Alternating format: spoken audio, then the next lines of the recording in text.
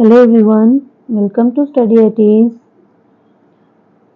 हम अपने last 2 videos में अपने चैप्टर 1, चैप्टर 2 कवर किए हैं। NCERT polity class 6। आज हम उसी के आगे कंटिन्यू कर रहे हैं chapter number 3, that is government. Government मतलब हिंदी में क्या बोलेंगे गवर्नमेंट को? सरकार। हम सुनते हैं ना, बहुत बार हमने ये वर्ड सुना है, अपने आसपास सुना है, हम खुद टीवी में सुनते हैं, नेट पे देखते हैं, बहुत बार हम ये वर्ड सुनते हैं गवर्नमेंट। तो आज हम यही पढ़ेंगे कि गवर्नमेंट का एक्चुअली मतलब क्या है, गवर्नमेंट से हम क्या समझते हैं कि गवर्नमेंट क्यों ज़रूरी है, गवर्नमेंट का क्या रोल है हमारी लाइफ में, और कितने तरीके की गवर्नमेंट होती हैं। तो ये सब चीज़ें आज हम इस चैप्टर में कवर करने वाले हैं। तो आप लोग ध्यान से इस वीडियो को देखिएगा, सुनिएगा ध्यान से। तो अब हम गवर्नमेंट को देखेंगे कि जो हर एक कंट्री में गवर्नमेंट की ऐसी क्या जरूरत पड़ती है। गवर्नमेंट क्या ऐसा हो सकता है कि बिना गवर्नमेंट के भी हम सरवाइव कर पाए, या वैसे हमें ऐसा क्यों लगता है कि हमें गवर्नमेंट की जरूरत है? हमें इस गवर्नमेंट की जरूरत कभी आपने सोचा है कि इस बारे में? तो आज हम ये देखने वाले हैं कि जैसे फॉर एग्जाम्पल जब कभी कोई चीज़ बहुत ज़्यादा महंगी हो जाती है, ठीक है, तो उसका प्राइस कैसे कंट्रोल हो पाता है। फॉर एग्जाम्पल इलेक्ट्रिसिटी है, उसका प्राइस इंक्रीज हो जाता है, और वो सब कैसे मैनेज होता है। हम अपनी सड़कों पे चलते हैं, इतने सारे स्कूल्स देखते हैं, रोड्स देखते हैं, बिल्डिंग देखते हैं, तो ये सब चीजें कौन बनवाता है, ये सब डिसीजन कौन ले पाता है? हमारी गवर्नमेंट ले पाती है सारे डिसीजन। बहुत सारे प्रोग्राम्स चलाती है पुअर की हेल्प करने के लिए, जो गरीब लोग होते हैं उनकी हेल्प करने के लिए बहुत सारी सर्विसेज गवर्नमेंट हमें प्रोवाइड करती है। बहुत सारी इंपॉर्टेंट चीजें जैसे running posters and railway services, ये सब चीजें कौन प्रोवाइड करती है? हमें गवर्नमेंट। अच्छा, अब गवर्नमेंट का और क्या काम है? ऐसा तो है नहीं ना कि हम इंडिया में हम इतने सेफ फील करते हैं, सेफली अब अपने घर में रहते हैं, सोते हैं, या अगर कहीं भी हम जा सकते हैं, we have enough freedom to do anything. तो ये सब चीजें हम किस लिए कर पाते हैं, कैसे कर पाते हैं? Just because of our capable government. कि गवर्नमेंट क्या करती है, हमें प्रोटेक्ट करती है एक्चुअली। जैसे फॉर एग्जांपल एक फैमिली है, उसमें आपके फादर है, आपकी मदर है, तो वो जो घर है, आप कहाँ रहते हो, एक घर में रहते हो, तो वो घर कैसे प्रोटेक्टेड है, आप उस घर में कैसे सेफ है? जब तक आपके फादर हैं, जो आपके हेड ऑफ द फैमिली होती है, वो आपके साथ होते हैं, तो आप क्या फील करते हैं? आप अपने आप को सेफ फील करते हो ना, प्रोटेक्टेड फील करते हो कि हमें कोई टेंशन नहीं है, our parents are there for us. Okay, तो इसी तरीके से भी हमारी कंट्री में भी हम सेफ फील करते हैं, अपने आप को प्रोटेक्टेड फील करते हैं, पीसफुल रहते हैं। तो ये सब कैसे रह पाते हैं हम? ये सब हम अपनी गवर्नमेंट की वजह से रह पाते हैं। तो जो गवर्नमेंट होती है वो प्रोटेक्ट करती है बाउंड्रीज ऑफ द कंट्री। क्या करती है? प्रोटेक्ट करती है boundaries of the country and maintaining peaceful relations with other countries. ऐसा नहीं है ना कि बाहर लड़ाइयाँ हो रही हैं बार बार, कि इंडिया पाकिस्तान में लड़ाई हो रही है, चाइना है, रशिया है, जापान है, बहुत सारी कंट्रीज हैं, तो हम और कंट्री के साथ भी रिलेशन बना के रखते हैं। फॉर एग्जाम्पल जैसे हम अपने घर में रहते हैं, तो हम ऐसा तो नहीं है ना हम अपने पड़ोसी से रोज लड़ाई करते हैं। हमारे पास भी नेबर है जो हमारे पड़ोसी हैं, उनके साथ भी हम अच्छा रिलेशन बना के रखते हैं, तभी तो हम पीसफुल रह पाते हैं, वरना रोज रोज लड़ाई करते रहेंगे तो आराम से थोड़ी ना रह पाएंगे हम। तो इसी तरीके से तो जो हमारी गवर्नमेंट है वो भी पीसफुल रिलेशंस बना के रखती है बाकी अदर कंट्रीज के साथ भी। तो इसी तरीके से गवर्नमेंट क्या करती है, हमारे लिए जो गरीब लोग होते हैं स्पेशली उनके लिए खाना प्रोवाइड करवाती है, और अच्छी गुड हेल्थ फैसिलिटीज भी हमें प्रोवाइड कराती है। जैसे कि फॉर एग्जांपल आपने सुना होगा कि जो गवर्नमेंट स्कूल्स होते हैं बेसिकली उनमें क्या चलता है, जो खाने के लिए जो छोटे बच्चे होते हैं तो उनके लिए क्या प्रोवाइड किए जाते हैं? मिड डे मील प्रोवाइड किया जाता है कि उन्हें एटलीस्ट एक वक्त का अच्छा हेल्दी खाना प्रोवाइड किया जाए, ताकि उनका दिमाग पढ़ाई में लगे, वो अच्छा काम कर पाए, अच्छा सोच पाए। तो इसलिए उन्हें government mid day meal provide करवाती है। बाकी रही बात गुड हेल्थ फैसिलिटीज की, तो बहुत सारे गवर्नमेंट इनिशिएटिव्स लेती रहती है। फॉर एग्जांपल कि आयुष्मान भारत आप लोगों ने सुना होगा, नेशनल हेल्थ प्रोटेक्शन स्कीम, जिसका जो एम है, जो हमारी आयुष्मान भारत, इसका एम क्या है कि create healthy and capable new India. जो हमारी इंडिया है उसको, उसके उनके लोगों को हेल्दी बनाना भी गवर्नमेंट का एम है। और दूसरी चीज जैसे कि नेचुरल डिजास्टर्स आते हैं, अभी आपने रिसेंटली ही, मैं आपको एक अभी का एग्जांपल देती हूँ कि अभी एक साइक्लोन आया है। कोई मुझे उस साइक्लोन का नाम बता पाएगा? जिसको पता हो प्लीज कमेंट सेक्शन में जरूर बताइएगा। एक बहुत ही एक नया एक साइक्लोन करके हमारी कंट्री में आया हुआ है, जो बहुत ही इस टाइम गुजरात में आया हुआ है। ये मैंने आपको हिंट दिया है, तो आप लोग मुझे बताइएगा कि वो कौन सा भी साइक्लोन आया हुआ है हमारी कंट्री में, ठीक है? तो उसको प्रोटेक्ट करने के लिए भी बहुत गवर्नमेंट क्या करती है, एक असिस्टेंस प्रोवाइड कराती है, हेल्प करती है जो भी अफेक्टेड पीपल होते हैं। For example NDMA, national disaster management authority, और जैसे आईएमडी होता है, वो अपडेट देता रहता है साइक्लोन की कि कैसे हमारे यहाँ पे नेचुरल डिजास्टर आ रहे हैं, अर्थक्वेक आ रहे हैं। तो उन सब की भी जो गवर्नमेंट है वो हमें अपडेट प्रोवाइड करती रहती है। आपके फोन पे भी मैसेजेस आते हैं कि अपडेट मिलता रहता है कि अभी साइक्लोन आ रहा है या अर्थक्वेक आ रहा है, ऐसी कोई डिजास्टर की पहले से पहले में इंटीमेशन मिलती रहती है।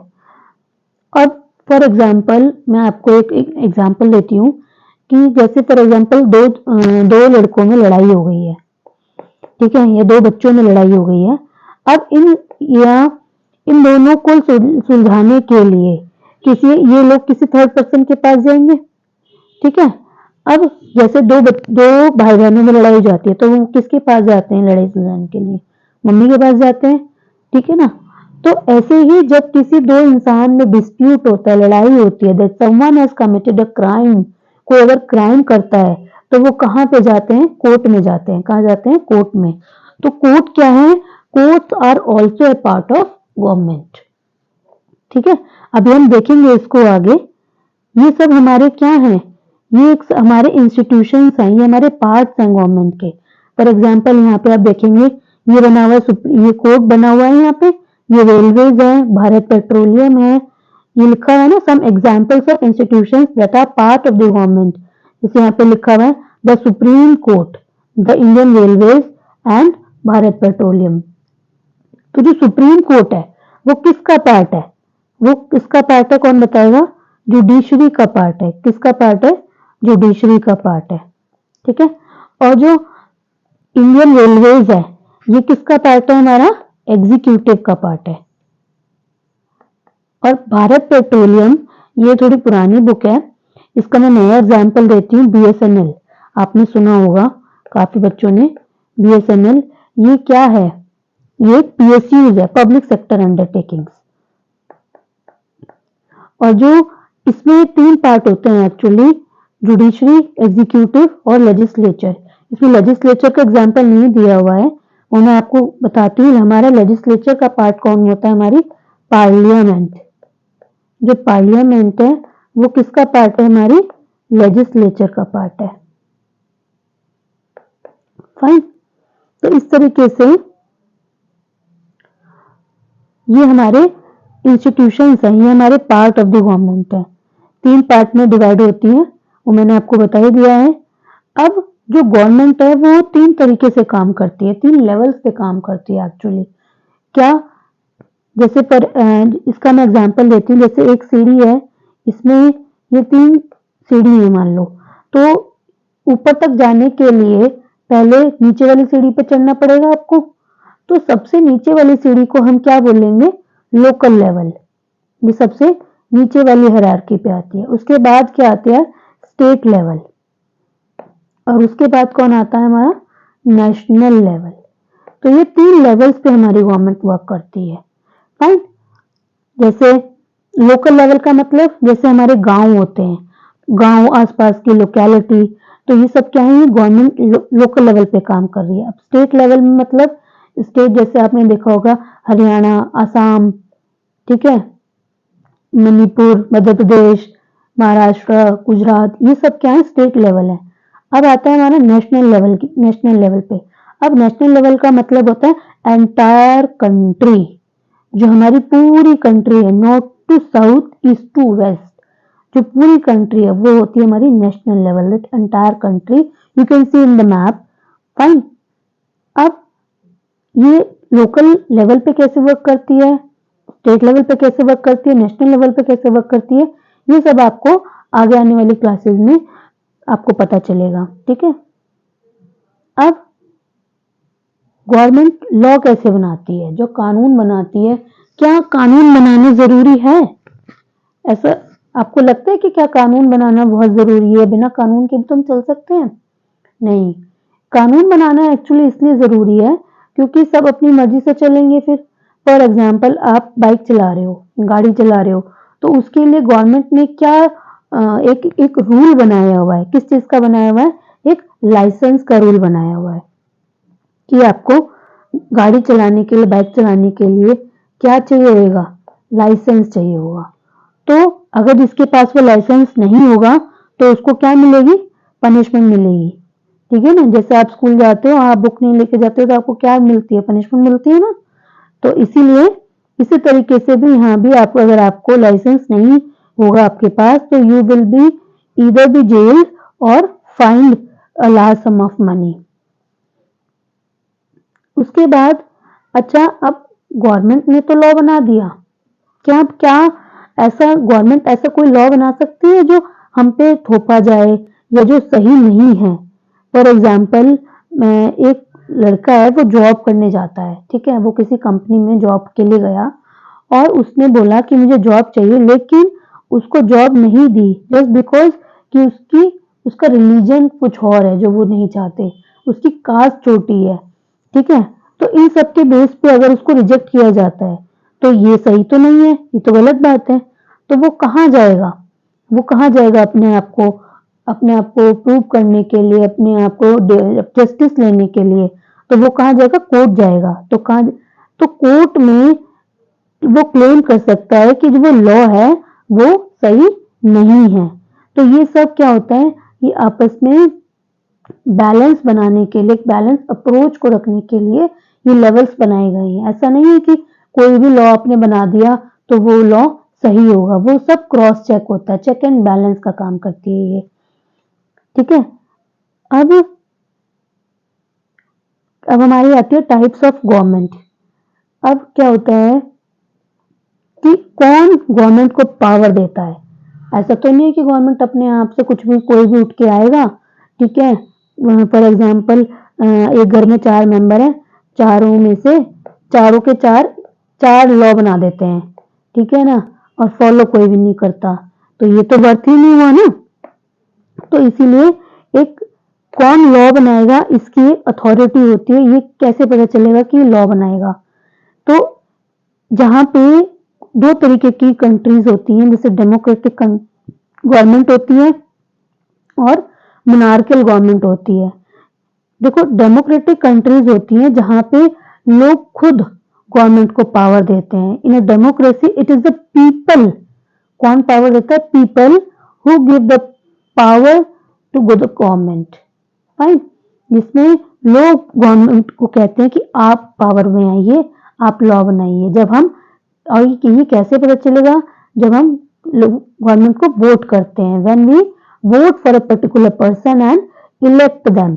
जब इलेक्शन होते हैं ना, देखा होगा ना आपने, आप वोट देते हो, तो उसी तरीके से तो जब हम वोट देते हैं तो उस कंट्री को क्या बोला जाता है, डेमोक्रेटिक कंट्री।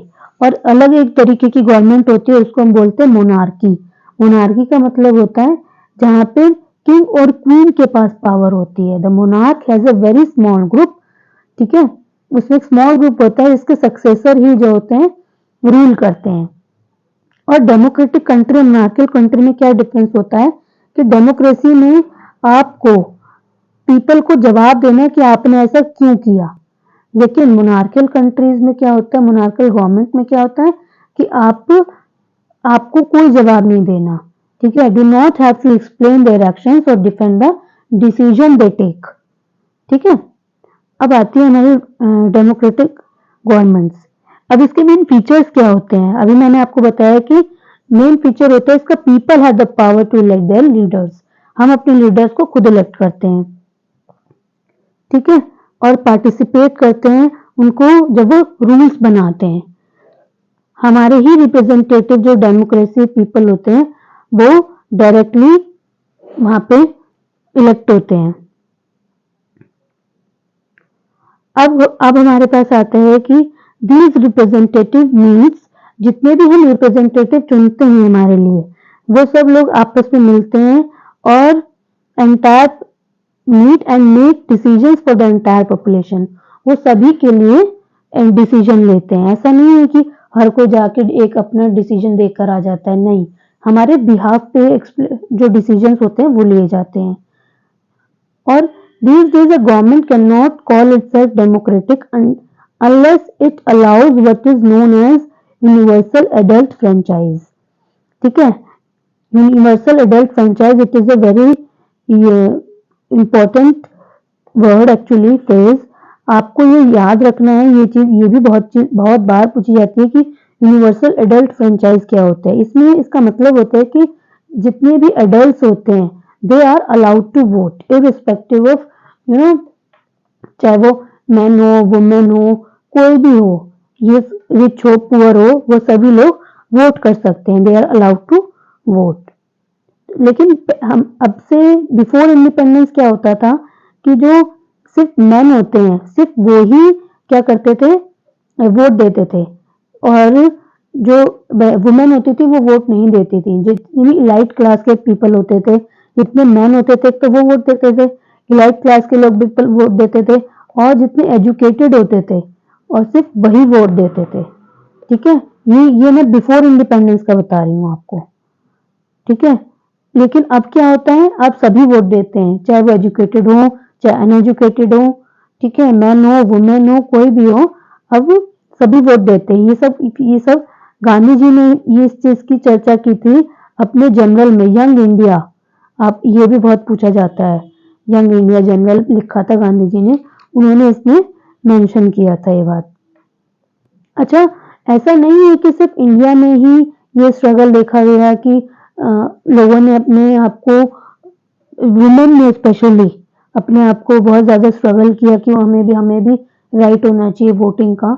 यहाँ तक कि बाकी other countries like Europe, USA जैसी कंट्रीज में भी जो वुमेन थी उनको अलाउड नहीं था पार्टिसिपेट करना इन द वोटिंग।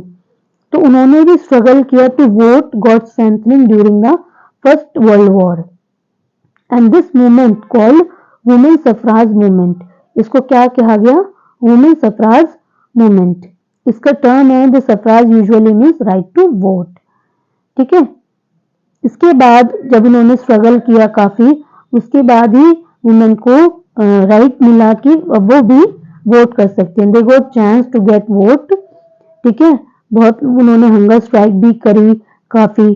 तो उसके बाद जाके भी in America women got right to vote in 1920 में जाके अमेरिका में वुमेन वोट कर पाई, और यूके में भी 1928 में जाके वो वुमेन को वोट करने का राइट मिला।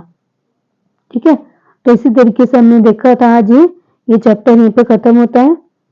ठीक है, आपको कोई भी इस चैप्टर से रिलेटेड प्रॉब्लम है, आप इसके कमेंट सेक्शन में आप मुझे मैसेज कर सकते हैं।